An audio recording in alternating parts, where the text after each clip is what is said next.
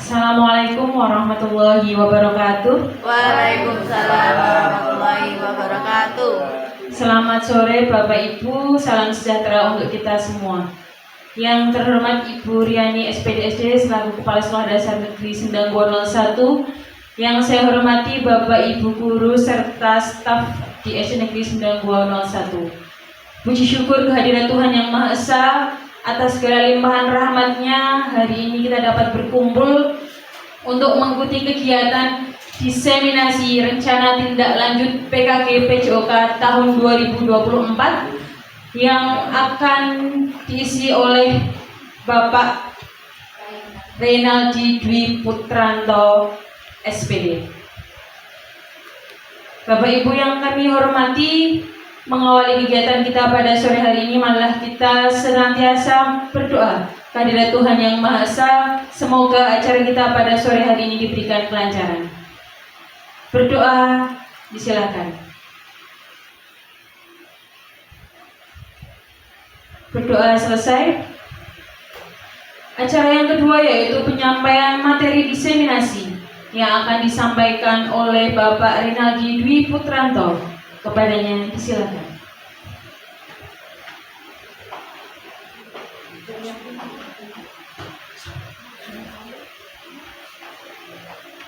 Baik, terima kasih Bu Rofi atas pembukaannya. Sebelumnya Assalamualaikum warahmatullahi wabarakatuh. Selamat siang Bapak Ibu semuanya. Yang terhormat Ibu Riani selaku Kepala Sekolah SD Sendang 01. Yang terhormat Bapak Ibu guru dan staf karyawan SDN Sendang 01. Izinkan saya untuk siang hari ini akan menyampaikan diseminasi rencana tindak lanjut PKG PJOK tahun 2024 tentang perencanaan berbasis proyek melalui komunitas belajar sekolah atau disingkat KBS. Di sini saya mendapatkan tugas yaitu membuat rencana tindak lanjut dikarenakan selama 3 bulan saya mengikuti PKG PJOK. Di bulan November ini saya ditugaskan oleh fasilitator untuk membuat rencana tindak lanjut perencanaan berbasis proyek untuk kedepannya di bulan Desember tepatnya. Untuk slide selanjutnya, di rencana tindak lanjut yang saya buat, saya namakan Perkasa. Perkasa itu apa? Pertandingan kasti antar siswa ya di SD Negeri Sendang 01. Jadi di pertandingan kasti ini, mengapa saya mengambil judul ini? Karena sangat menarik. Kebetulan permainan kasti tersebut kita buat atau saya buat dengan alat sederhana. Jadi anak-anak pasti nanti akan bertanya-tanya, Pak, ini kok namanya Perkasa? Apa itu Pak Perkasa? Nah, nanti saya jelaskan. Untuk awalnya kepada anak-anak, Perkasa itu permainan kasih antar siswa dengan alat sederhana. Alat sederhananya apa Pak? Nah, alat sederhananya itu memakai bola dari bekas, ya bekas barang. Nah, nanti cara mainnya bagaimana? Kalau cara mainnya masih sama seperti kasti pada umumnya, cuman kita bedakan di alatnya saja. Alatnya pakai alat sederhana, begitu. Untuk poinnya juga masih sama. Nah, di sini latar belakang dari kasti yaitu merupakan salah satu permainan tradisional. Jadi di sini kita juga memperkenalkan budaya kita yang sudah terlalui, kita kenalkan ke anak-anak zaman sekarang atau anak-anak milenial, Gen Z ya tepatnya. Jadi di sini permainan tradisional kasti itu melibatkan keterampilan motorik dasar seperti memukul, berlari, menangkap, dan melempar. Melalui permainan ini, peserta didik tidak hanya belajar keterampilan fisik saja, namun juga belajar bekerja sama dalam tim. Jadi ini permainan tidak permainan individu, tapi permainan yang untuk melatih kerjasama tim, kekompakan kelompok atau tim. Dan di sini memahami strategi permainan dan mempraktekkan sportivitas tentunya. Di olahraga pasti yang paling utama itu sportivitas. Nah, lalu di pertandingan kasti antar kelas ini atau antar siswa ini diadakan sebagai bentuk penerapan pembelajaran berbasis proyek di bidang olahraga. Dalam proyek ini setiap kelas akan merencanakan atau mempersiapkan dan berpartisipasi aktif dalam sebuah kompetisi kasti, di mana mereka itu diharapkan tidak hanya menguasai keterampilan saja, tetapi mereka juga memahami nilai-nilai kerjasama tim, kepemimpinan maupun tanggung jawab mereka masing-masing. Lalu melalui proyek pertandingan kasti ini, peserta didik berperan aktif dalam proses mulai dari perencanaan strategi tim, pengaturan jadwal latihan, lalu hingga pelaksanaan pertandingannya. Nah, tujuan dari program project yang saya buat ini apa sih Bapak Ibu? Tujuannya yang pertama yaitu mengembangkan keterampilan motorik. Jadi peserta didik pastikan tidak semua anak itu keterampilan motoriknya bagus. Pasti ada 1-2 anak itu keterampilan motoriknya masih kurang, apalagi di tingkat sekolah dasar atau di SD. Ya. Lalu yang kedua mengajarkan kerjasama tim. Nah, di sekolah dasar, anak-anak sekolah dasar itu kebanyakan masih mengutamakan individu atau egonya itu masih tinggi. Jadi di sini kita melatih kerjasama tim dalam melakukan permainan tersebut. Dan yang ketiga memahami peran dalam olahraga. Nah, di tingkat sekolah dasar ini anak-anak masih belum memahami peran dalam olahraga. Jadi makanya kita membentuk permainan itu dengan suatu kelompok atau suatu tim agar mereka paham, oh peran saya itu ternyata di sini, oh peran saya seperti di sini, begitu. Lalu yang keempat mengembangkan sportivitas. Nah ini sangat perlu sekali di pembelajaran olahraga, apalagi di suatu pertandingan. Kalau tidak ada sportivitas, pertandingan tidak jalan dengan baik. Itu pasti ada kecurangan, pasti itu. Apalagi kita di Indonesia. Nah, di olahraga yang sudah ternama orang-orang besar saja masih ada kecurangan, apalagi di usia tingkat sekolah dasar. Lalu yang berikutnya memperkuat partisipasi aktif. Jadi kita menekankan kepada anak, pasti ada beberapa anak yang kurang aktif atau mungkin kurang minat. Jadi di sini kita berusaha agar semua peserta didik itu berpartisipasi aktif dalam mengikuti kegiatan proyek ini. Lalu yang terakhir, jadi kreatif membuat alat peraga bola kasti dari barang bekas. Tadi saya sudah menyampaikan, jadi permainan kasti ini menggunakan alat sederhana yang terbuat dari barang bekas tersebut. Selanjutnya, nah di sini ada capaian, langkah-langkah dan hasil yang diharapkan dari tiap tujuan. Untuk capaiannya ada 5. Yang pertama keterampilan bermain kasti, yang kedua pengelolaan tim, yang ketiga sportivitas dan kerjasama, yang keempat peran yang berbeda, lalu yang kelima kreatif membuat bola kasti dari bahan atau barang bekas.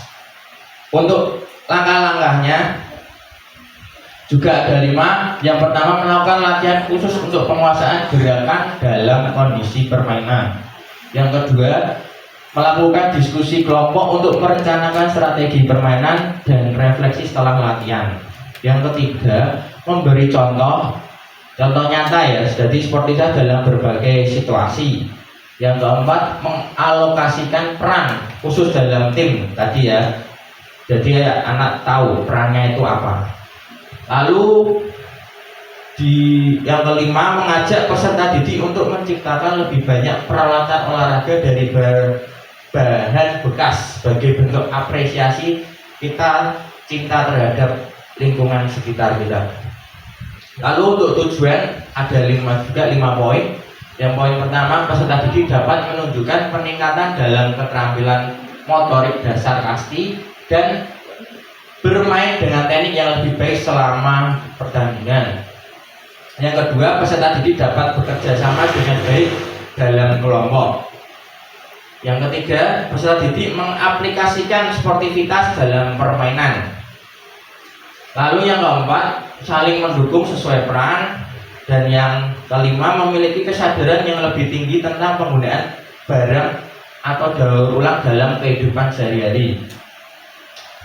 Untuk estimasi tahun ini, masa kegiatan ini dilakukan minggu ketiga di bulan November. Itu pertama kita melakukan persiapan, lalu di minggu ke-1 sampai 2 di bulan Desember, tepatnya tahun 2024, kita melakukan latihan. Lalu di minggu ketiga di bulan Desember tepatnya, kita itu finalnya atau melaksanakan pertandingannya.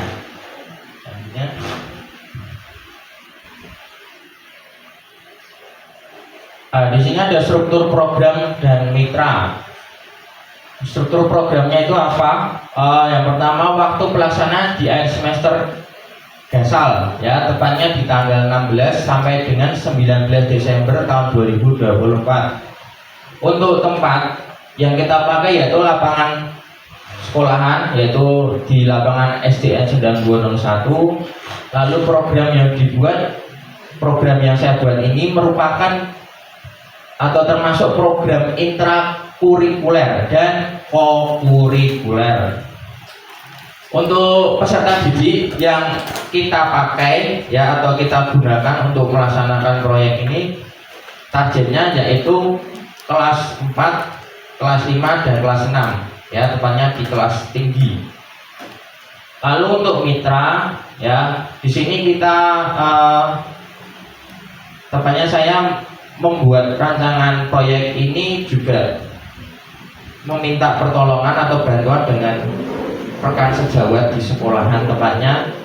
Maka di sini saya menuliskan untuk mitra dalam proyek ini, yang pertama kepala sekolah tentunya untuk memberikan izin untuk melaksanakan kegiatan tersebut.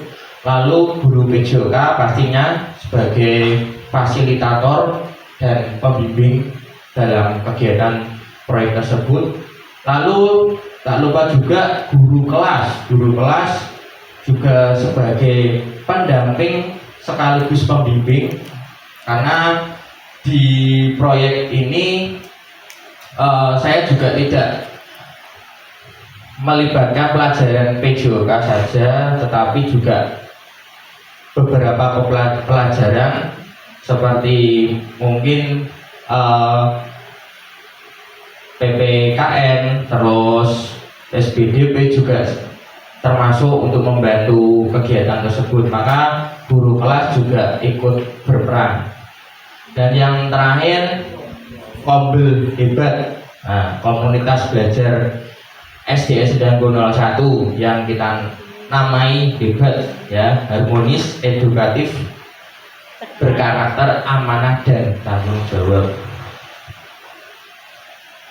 Kapasitas yang dimiliki, yang pertama, saya menggunakan aset manusia yang terdiri dari peserta didik atau murid, lalu guru dan kepala sekolah. Untuk aset politik, yaitu kebijakan dari kepala sekolah.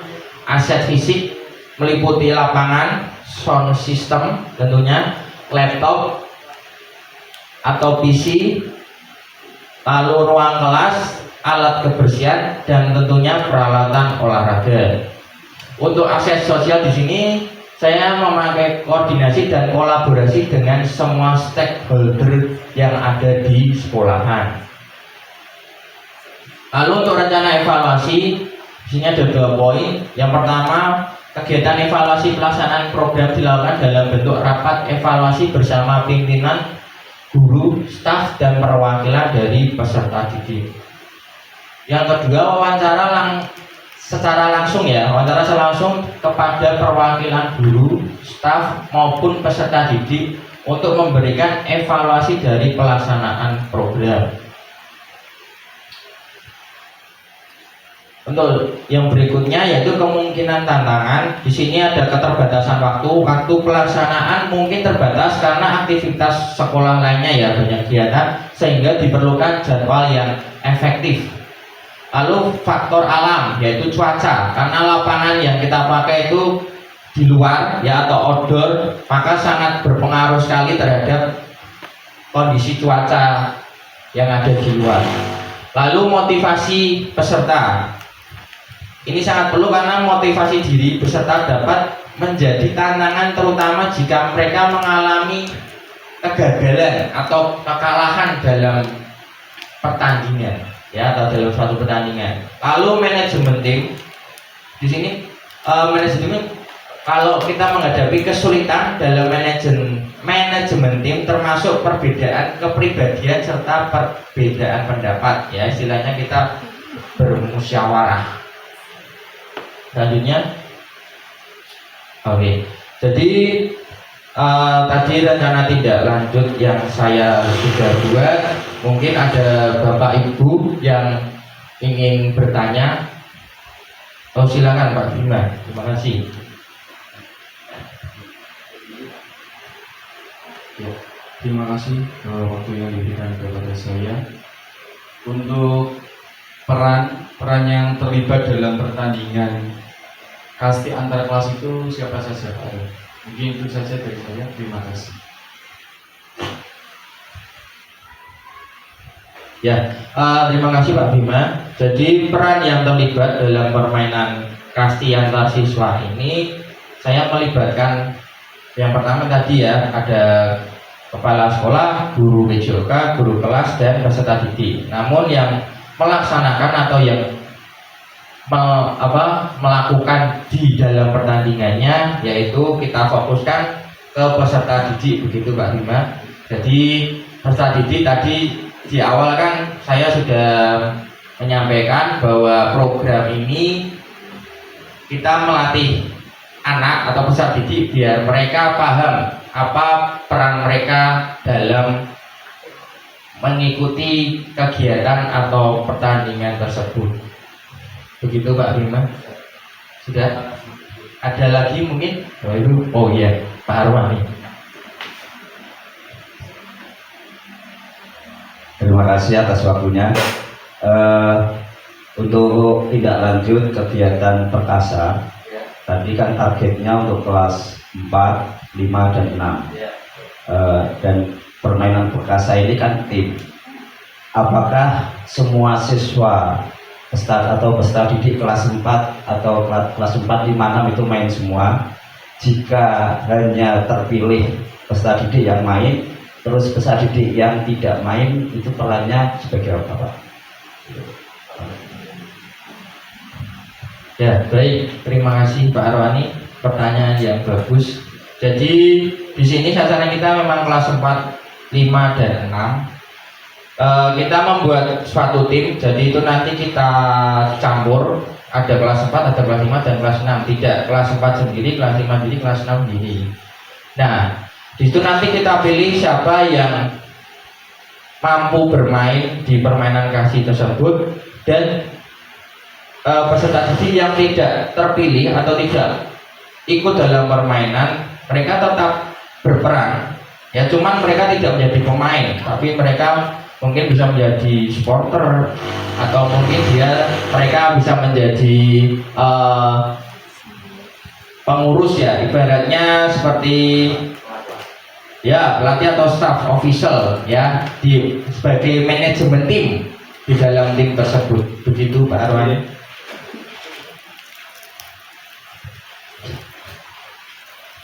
Baik, harapan saya semoga rencana tindak lanjut yang sudah saya rancang ini kedepannya bisa berjalan dengan baik dan sesuai apa yang saya buat. Mungkin dari saya cukup. Terima kasih sebelumnya. Selamat sore. Wassalamualaikum warahmatullahi wabarakatuh. Waalaikumsalam. Saya kembalikan lagi kepada moderator Bu Rofi.